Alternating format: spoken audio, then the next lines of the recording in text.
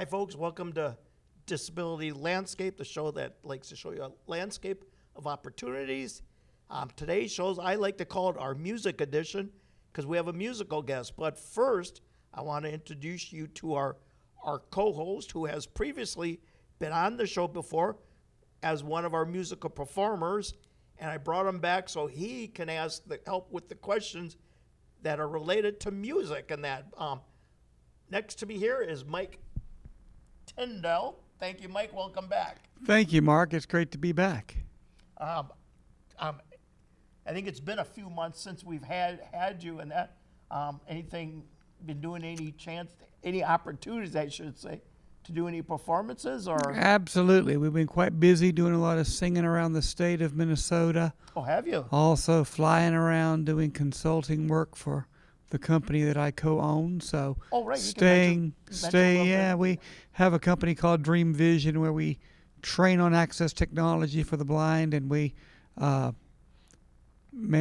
sell Braille displays as well. So yeah. And then musically, you sing and also play an instrument? I do. I play keyboard and I sing with a band called the Matt Arthur Contraption, and we travel around and sing. Have a show every week in Minneapolis. So. Oh wow, you are kept busy in that. Yeah, quite busy. Well, okay, let's get. I'm going to introduce you to our guest now, and Mike, you're going to handle the musical questions, hopefully. I'll do my best. Okay. Joining us today, he was one of our first performers we had on Disability Landscape, our music editions. Welcome back, Gabriel Roderick, correct? That's right. All right, thanks for having me. Yep, I got the last name correct. How are things been going since?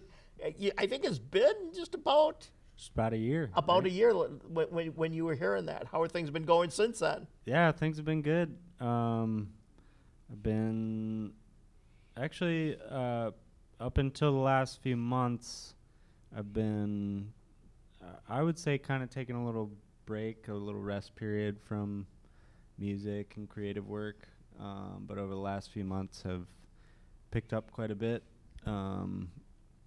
Writing music a lot more.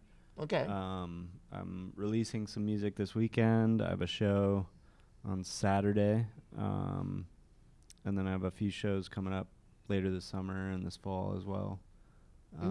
In Minneapolis and around Minnesota a little bit. And if people want to see where you're playing, I would assume, do you have a website or something? I do. Yeah, I have a website, just GabrielRoderick.com, and I have the listing of shows there. Okay. Do you mostly, when you perform, are you just singing, someone else playing, or now like today, you do have a keyboard there, but normally what do you tend to do? So normally I tend to play with other people. This is kind of a rare setup, but I do it every once in a while at shows. But most of the time I'm playing with other people. Like this Saturday I'll be playing with 2 guitarists and an upright bass player. And then I played a show last week that I was playing with drummer, bass, keyboard, guitar, and trumpet and saxophone. So I play with, my setups vary quite a bit. Okay. Yeah.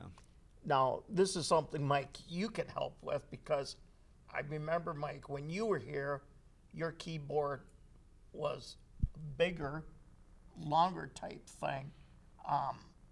Gabe's is a little smaller. I mean, maybe each of you can kind of, what's the difference what's the difference between the different sizes of keyboard? I mean, what's your keyboard like, Mike? Sure. So yeah, there are differences. So a lot of people use like a full-size weighted keyboard if you want kind of more like a piano feel, which is what I like.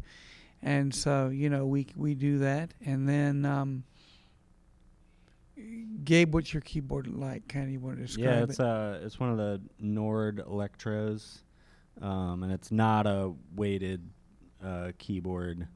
But this is actually just I'm borrowing it from a friend because I don't have my own keyboard. Well, that's nice of your friend to let you borrow a Nord keyboard. Nord Yeah. keyboards are very nice. Yep. I've actually thought about, they're a little bit lighter than my Yamaha keyboard. Okay. But Yeah. just to ask you a few questions, if I may, about your music. Of course. So kind of, how long have you been playing? What got you into songwriting?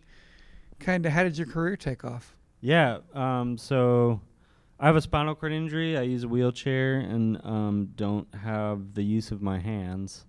And before my injury, I played piano for about 11 years. Kind of normally with 10 fingers.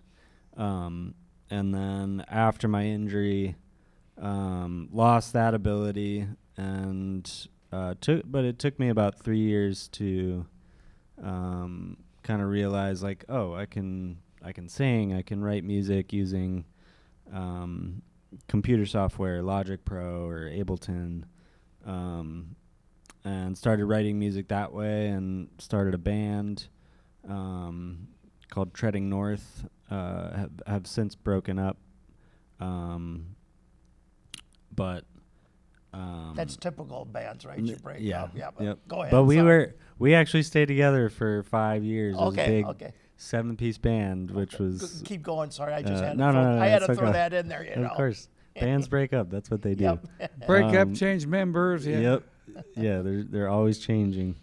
But yeah, so I started that band, and that was kind of my thing for a while.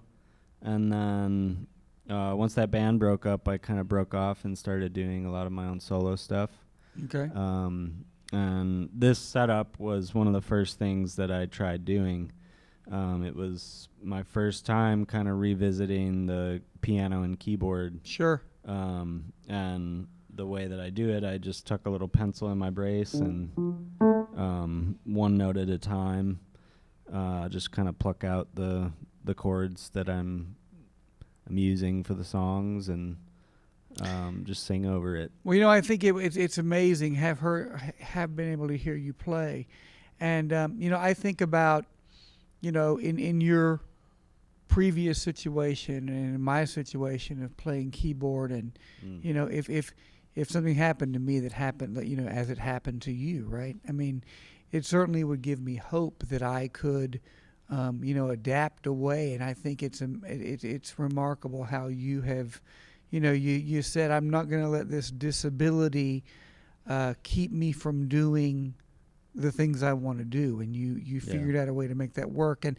I did notice today, when you're playing the keyboard, I really notice how you're playing a lot of minor keys, and I notice how with your voice you're really adapting your voice, and you're hitting all those notes sometimes even after you've played them, which is more difficult to do than if you're playing a chord, right? If you're playing a chord, it's very easy to hit those, that it's a chord, so you're hearing it.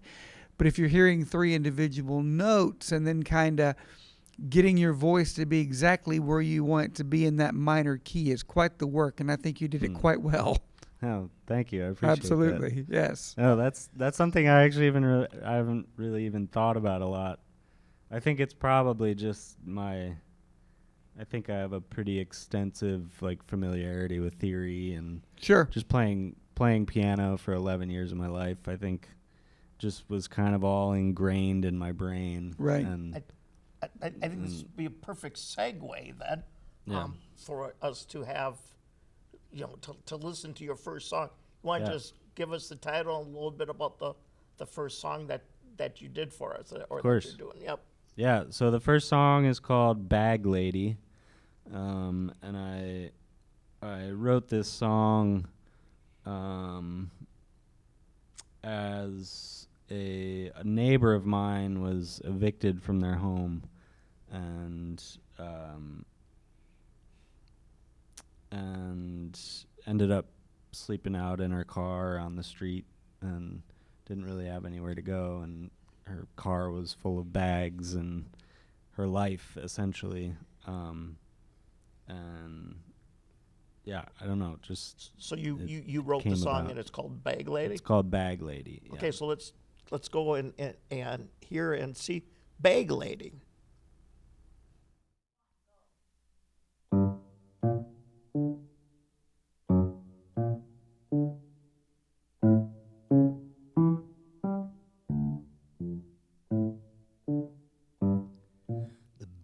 bag lady sings to no one. The bag lady always knows she never loved another. Walk the streets in a polka dot gown made of cigarette burns, crumpled up sticky notes, salami sewn into her navel. She knows she's beautiful. She knows she's unusual. Yes, she knows. Yes, she knows.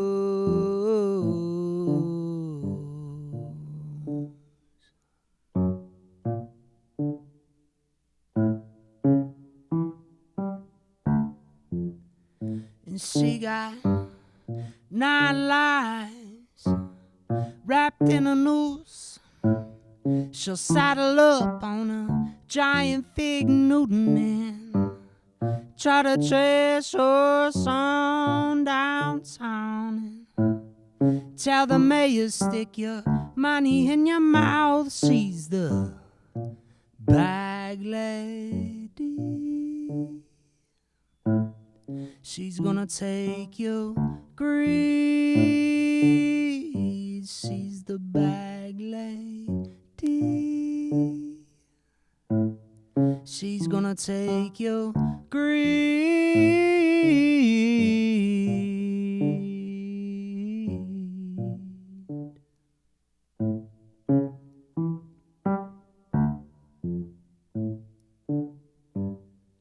The bag lady won't sit down.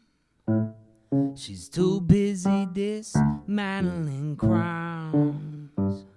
She died on the cross, came back to life and said, fuck you, God. She tore down the stairway to heaven, swang out wide on hell's iron gate.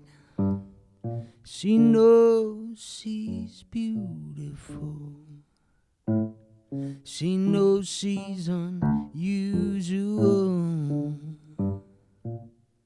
Yes, she knows.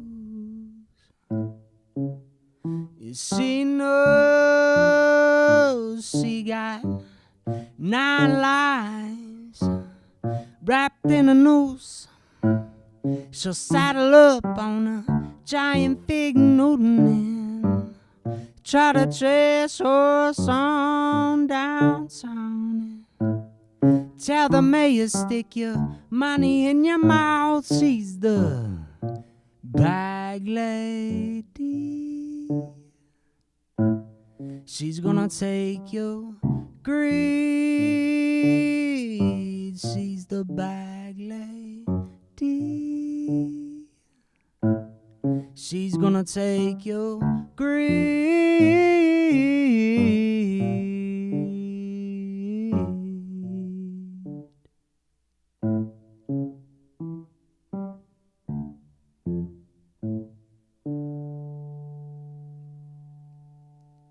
No, that was great. I really enjoyed it, and you got inspired because you saw someone you were saying then. Yeah, a neighbor of mine got evicted from her home who had been there for longer than I'd lived in my home, and it was really hard to see.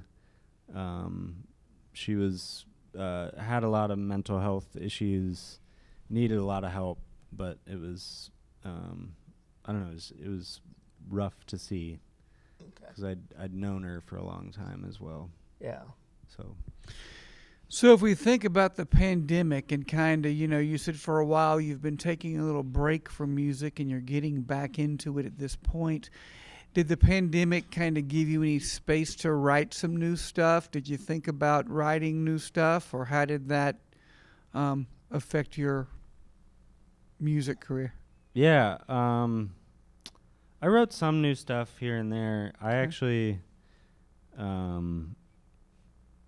don't think I made as much use as I would have thought I would have. Sure. I think I actually found it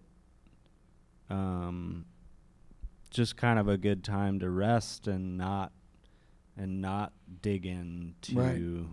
like the work and Sure. the grind, because I Right. think before that I'd been doing a lot. Mm-hmm. I'd been writing a lot of music. I just came off of doing my production called A Cripple's Dance, which is a live music and live dance production. And so I think I was actually kind of exhausted, like creatively exhausted, and it was a good time for me to just kind of rest and not do as much. But that was really hard for me, because I think I am kind of a grinder. I'm kind of always making stuff and always working, but Mine's always going on something. Yeah, And yeah. that. Yeah, I was gonna say, I think too, part of it is that when you write songs and you think about and you're creating things, I mean, your mind's always thinking, and like, what is the next thing Yep. I'm gonna create? This idea is great, this idea is not so good, and you always, I find myself always kind of looking for that next moment of something to, create, and for me, the pandemic, kind of all my traveling for work, traveling to play, just kind of like all, kind of stopped. And it was like, wow. And I know a lot can happen with Zoom, but it certainly isn't like getting out there and like, Right, yeah. just doing it. Yep. But yeah, so so you said that in your band, so you kind of have different setups from time to time with who you're playing with, depending on the show. Yes. Yeah. I kind of have two main setups right now. The first Okay. setup being two guitars and an upright bass, kind of a more folky, bluesy setup. Sure. And then the second setup is full band, drums, bass, guitar, keyboard, Okay. and horn section. I've had up to 3 horns before. Trumpet, sax. Trumpet, sax, and either trombone or bari sax. Very nice, very nice. And Yeah. I actually play trumpet and sax too. Oh, so- you do? Oh, And you? piano. So, Nice. but I want to talk for a minute, if you don't mind, and I think you'll be okay with this if I ask the question. We talked earlier about your piano playing and your spinal cord injury and where you are now. Did you ever imagine not playing? Take us down a little bit of that journey of getting to where you are. How are you feeling after your spinal cord injury about music and continuing, and how was that journey for you? Yeah. I mean, it's kind of always been a difficult journey. Okay. Because I actually just had my 14-year anniversary of my injury earlier this month, and really found myself missing piano this year. And Okay. I ended up making a whole playlist with a lot of my favorite kind of piano-based songs. Sure. And I just really found myself missing being able to sit down and play the piano with my fingers and with my hands. Right. And so I'm still sort of in this process of grieving that, Okay. and I think I always will be. Probably, yes. But at the same time, recently I'll be releasing some music this weekend. I'll be releasing some more music this fall. I'm really, really proud of the music that I've made. Absolutely. Despite not being able to play the piano in the way that I would like to. And I've found that, this kind of perspective of despite, Mm-hmm. I actually find that I'm in the kind of over the years I've been trying to flip that, like this perspective of disability or limitation as a negative thing, but you know, these limitations that have been, you know, bestowed upon me have actually created this pathway towards, you know, a lot of really cool music that I've made. Well, you know, we often talk about we make lemonade out of lemons, right? And I mean, you, as I said earlier, when I see the way that you play the piano now, right? I mean, you're still playing the piano, and I think about you know, being blind from birth. So to me, it's a thing I've always known, and I see people who lose their vision later in life, and they have, you know, they deal with that, but they do it, and you, again, as I mentioned, you know, you're certainly playing the piano and you're doing things differently than you would have done them before, but you're still doing them, and that's the important thing, is that you're doing them. Yeah, it's an evolution. Absolutely. Rather than Well, yeah. this has been great. I hate to cut it off, but we only have so much time in this TV magic and that. So Absolutely. right, Mike. Yes, that's right. So I'm just going to wrap it up. I want to say, Gabriel, once again, thank you for coming and performing. Mike Tindall, thank you for making it so I didn't have to talk as much, which I love, actually. It's always great to be here. Yeah, so Gabe, why don't you just finish us off and tell us a little the title and just real quick about the song we're going to finish on. Yeah, so this last song is called Broken Puppet. And it's a song that I'm still trying to figure out what it means to me, but it's about the body and kind of my life experience with disability, and yeah. So everyone enjoy Broken Puppet. This is Mark Knutson for Disability Landscape.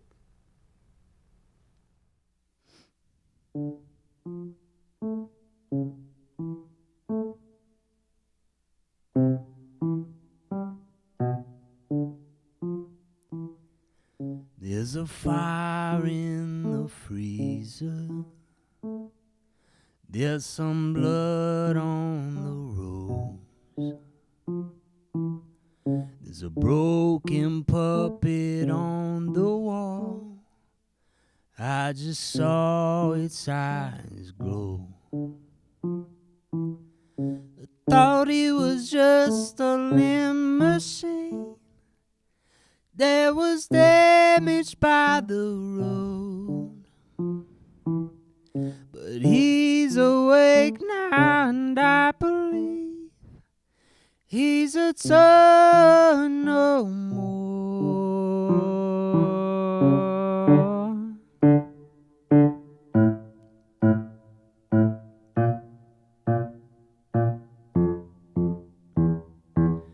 Broken puppet with your strings that fur, will you show me how you move on your own?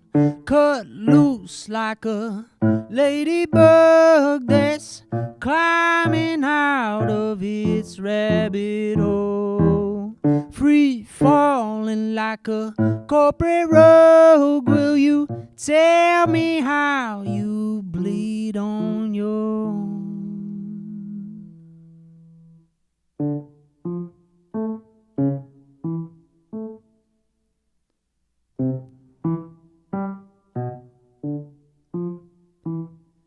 Pinocchio had it wrong. There's no such thing as real boys. We try and try and try again, but we'll never fit the molds. The illusion of our freedom rings over bodies that have coiled. They're drained of all their agency and deflated